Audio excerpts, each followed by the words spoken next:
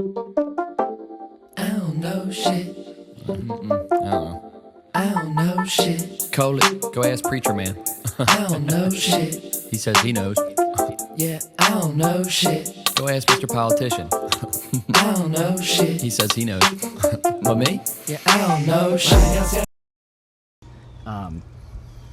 This is very grandiose, what I'm going to say, mainly poetic, but, I love studying, like, political science and also spirituality, which are kind of like opposites, right? But they intersect because they're both in the material realm, right? So there's, the Taoist or spirituality kind of way of approaching life, and then there's the material way, the way the systems work and all these things, right? And, when I had COVID and nearly died from it the first time, I was getting all these downloads of like kind of deep karmic stuff going on, both in my own karma, but also like social karma or like our culture's karma. And one of the things I was thinking a lot about was like China's original sin is what they did to the Tibet, to the Tibetan monks who are, Tibet is kind of like the holders of the essence of the way that's always been.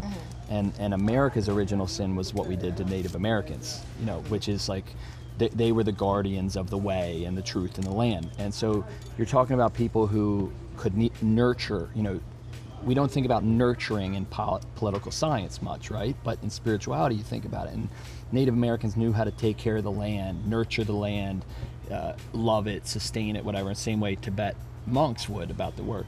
And I think because of those original sins, we don't have access to the knowledge and the people who could actually help us fix what we've gotten ourselves into with the Industrial Revolution. So instead, 300 years of overdevelopment, we build this whole thing. Well, karma's got to get paid. So, a virus jumps from an animal to people, and now you got that karma. And then you got extra forest fires and extra hurricanes and all these things. It's very real karma from very real decisions that culture made.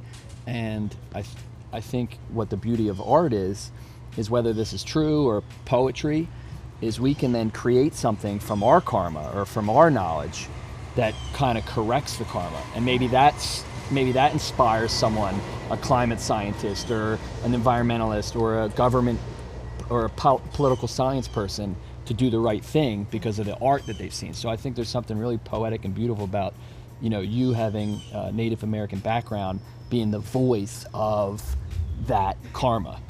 There's something in that where it's kind of like self-correcting.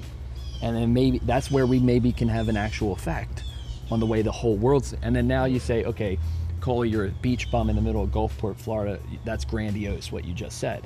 But if you have a hit movie, say we have a hit movie that has that message. Let's say, maybe we get lucky, we got a hit movie. That message is amplified by that 1.5 hours of movie is now influencing millions of people. Yeah. You have a real effect on the karma. And if more and more people try to affect the karma or nurture the karma back or correct it, we can turn the ship around. I think it's really important to listen to Native American voices at this time. But it's also difficult to listen to a voice of a population that's 0.2% of America. Our voice is very small. I mean, it's because of genocide. Yeah. I mean, it's easy to kind of say that, but it's more difficult in practice because of not only actual genocide, but cultural genocide too. Because you're looking at, decades, hundreds of years of actual cultural genocide that was committed by, the government. I mean, if you look up in Canada, their residential schools, you're talking about people, the actual Canadian government and the Catholic Church teamed up and joined for cultural assimilation through residential schools. And their actual slogan, no word of a lie, was kill the Indian and the child. And so many people don't even understand that because of that, because you took these children away from their families, you beat them when they spoke their language. There was rampant sexual assault based from the Catholic Church. There was just horrible living conditions. And then when they finally get out of that, they're just left PTSD ridden, and people have turned to drugs and alcohol in order to numb that pain. And so we have literally generations of Native American communities that have been destroyed because they have to numb the pain of cultural assimilation. You got the hard genocide of actually murdering Native Americans, Yeah. and then you have the soft genocide of the cultural assimilation. So, okay, if you're so abused, you don't have access to the truth yourself. You can't speak that truth of the way because you've been so abused, it's hard to access it. Yeah. You know, so you got the hard genocide of the actual murders and cowboys and Indians and all that bullshit. And then you have like the soft assimilation of here's your firewater, here's your gambling, Yeah. cultural oppression, or actually like the re-education kind of thing, kind of like the old girl Muslims in China. You know, all cultures are guilty of this thing, but it's that's our sin. That was America's original sin. One of them, that and slavery. Injecting, you know, European ways onto a culture that could have actually taught us something about how to take care of the land in a sustainable way. So we gotta give those opportunities and voices to that, because that could actually be what helps us turn the thing around. Like I think if I were to ever run for president or make president, I would make the Secretary of the Interior a Native American. That'd be the first time of somebody doing that. They usually always pick the guy who's like the farmer or the macro farmer and stuff like that. It's like, it's the Secretary of the Interior, our land. It's the land executive for the country. They should pick a Native American. It would be perfect. But I mean, it'd be difficult from like a Native American standpoint, because if you're looking at like elders and stuff like that, that's how we learn. So we learn from our older generation, and we learn from verbal teachings too, which is like really difficult because people don't want to talk of like. And then again, going back to residential schools, you're talking about a generation that was literally beaten whenever they talked about anything that was from their home, at their most developmental age.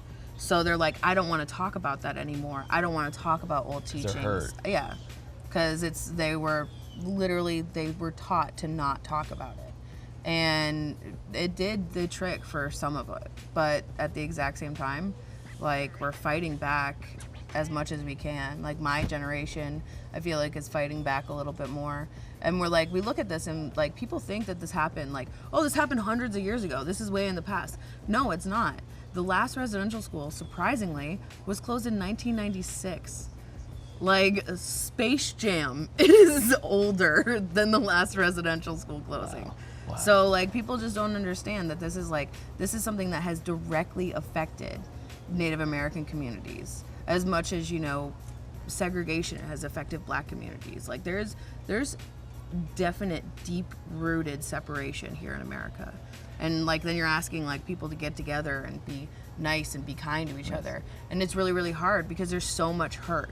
And it's not like generationally just me, like, but it's me looking at my family and seeing like the effects of the fallout and me being hurt by that. Well, and then you got the reverse quote unquote hurt of the alt-right or people like in Hungary who said, we don't want a mixed race culture. We want to, you know, okay, if you have a country where you're all the same race, like in some countries, you know, Russia's largely Russian, ethnic Russian, and these different cultures where it's all the same race, it probably makes it easier to get along in the short term. But and then you got here in America, like, back to the way America was. America was, meaning they mean culturally Anglo-Saxon, white, whatever. What we're forgetting is helping Native Americans or helping African Americans or whatever is not just about like helping and nurturing and being compassionate to other cultures. What about the upside? What about the upside of the other culture? That's what I'm trying to say, is like, Native Americans could teach our culture things about sustaining the planet Earth. African American culture obviously adds a lot to culture. It's like, what makes us, we have the most diverse country in the world, which makes it harder in the short term to get along because we're all different. But it really does. I'm an optimist. In the long run, it makes us stronger because you have more inputs. Genetically, it makes us stronger.